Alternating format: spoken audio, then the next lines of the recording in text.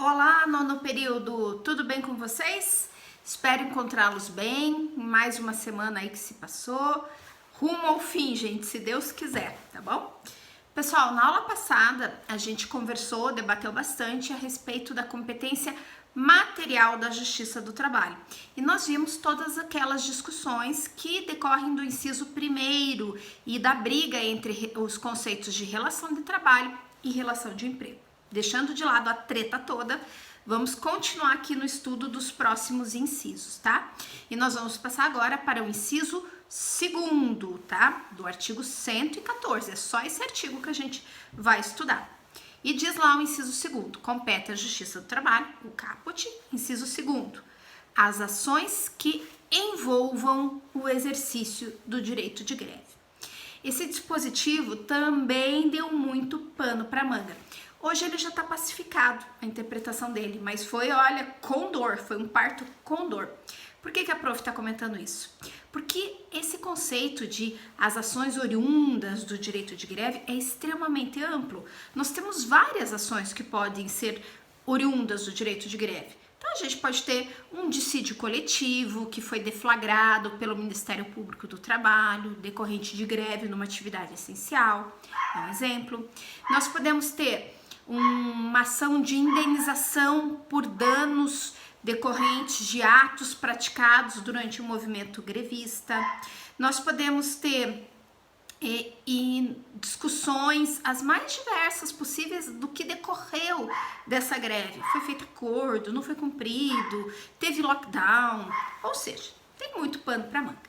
Mas o que efetivamente gerou discussão do ponto de vista de competência material é uma ação específica oriunda do direito de greve, que é o interdito proibitório nos casos em que a turbação e o esbulho da posse decorreram do movimento grevista. Vocês podem estar falando, prof, para tudo, pelo amor de Deus, que deu nó na minha cabeça. O que tem a ver interdito proibitório que eu estudei em direito civil, direitos reais, depois eu estudei de novo em processo civil, o que isso tem a ver com justiça do trabalho e com greve? Calma e respira que a prof vai explicar. Vejam bem, como eu já me antecipei, vocês estudaram em direito civil em direitos reais. E um dos direitos reais que existe é o direito da posse. E quando essa posse é turbada, esbulhada ou é ameaçada, surgem aqui aquelas ações chamadas de ações possessórias. Existe a reintegração de posse, existe o interdito proibitório. E o interdito proibitório, apesar de ser uma ação possessória, de ser uma ação baseada no direito civil, ela pode ter como fato, causa fática, o movimento grevista. Basta a gente imaginar uma situação em que a turbação, em que o esbulho tenham ocorrido, né, a ameaça disso tenha ocorrido de movimento grevista. Então tá tendo a greve lá fora da empresa, tá? Vamos pensar um exemplo clássico que é o que tá nos slides lá seguintes que a gente vai ver. Agência bancária, movimento grevista, e aí de repente ocorre um bloqueio de acesso na agência bancária. Ou acontece até mesmo a invasão da agência bancária pelos grevistas. Gente, por favor, a prof não tá falando nada que isso acontece só em greve de banco, acontece em todas as greves, mas é porque o exemplo, o julgado que a prof trouxe ali no slide era dessa, tá? De greve em banco. E aí houve essa alegação de que a posse da agência bancária estaria aí sofrendo essa ameaça e, portanto, deveria ser protegida. Antes da emenda constitucional 45 de 2004, sempre ela, gente, não havia nem dúvida que a competência para julgar essa ação possessória era do civil, afinal de contas é uma ação possessória, tanto faz. Se quem tá ali como parte, seja o banco e o sindicato representativo ou os próprios empregados, é irrelevante, porque no fundo nós estamos diante de uma ação possessória. Mas a emenda 45 veio, alterou esse artigo 114 da Constituição e trouxe essa redação extremamente ampla do inciso 2º, falando as ações oriundas do direito de greve e ponto. Se, portanto, essa ação possessória foi oriunda de um exercício do direito de greve, poderíamos discutir se que a competência teria vindo para a Justiça do Trabalho, tá? No primeiro momento, logo depois da emenda constitucional, não foi esse o posicionamento que a Justiça Comum teve, tá? Inclusive, nosso aqui no Paraná, no nosso TJ, a prof no slide 16 coloca lá um julgado do nosso TJ do Paraná, entendendo que a competência para julgar essa ação possessória continuava sendo da Justiça Comum, não tinha nada que falar em ir para a Justiça do Trabalho.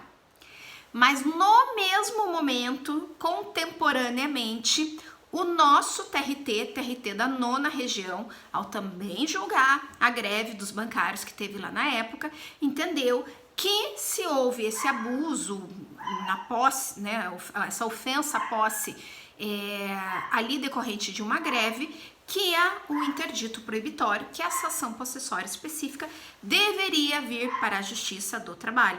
Então, no slide 17 e 18, a prof coloca um precedente jurisprudencial, um julgado nosso aqui do Paraná, do TRT, explicando. Eu peço que vocês leiam com cuidado, esse julgado é muito bem feito, muito bem fundamentado, e ele explica que não há dúvida de que a gente está falando de uma ação possessória regulada pelo direito civil, mas o que gerou essa ação possessória foi o exercício da greve. Então, portanto, por expressa disposição do inciso 2º do artigo 114 da Constituição Federal, essa ação possessória teria que ser patrocinada e discutida na Justiça do Trabalho.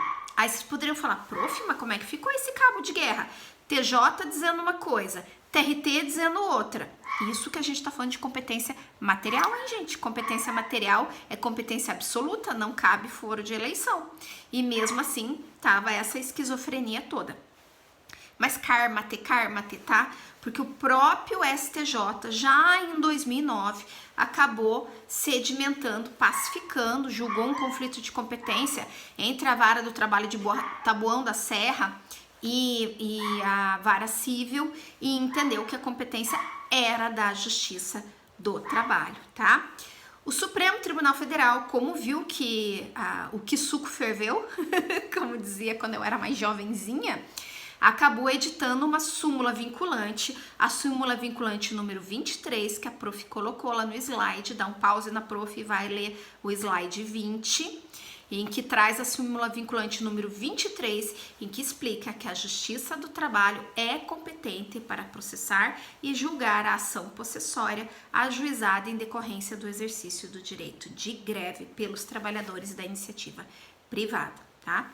Então, essa confusão toda acabou tendo um final feliz, digamos assim, porque foi pacificada através de uma súmula vinculante. Resumo da ópera, do inciso 2º, qualquer ação que seja oriunda do direito de greve, relou em greve, é atraído pela Justiça do Trabalho, mesmo que seja uma ação possessória, como é o caso do interdito proibitório.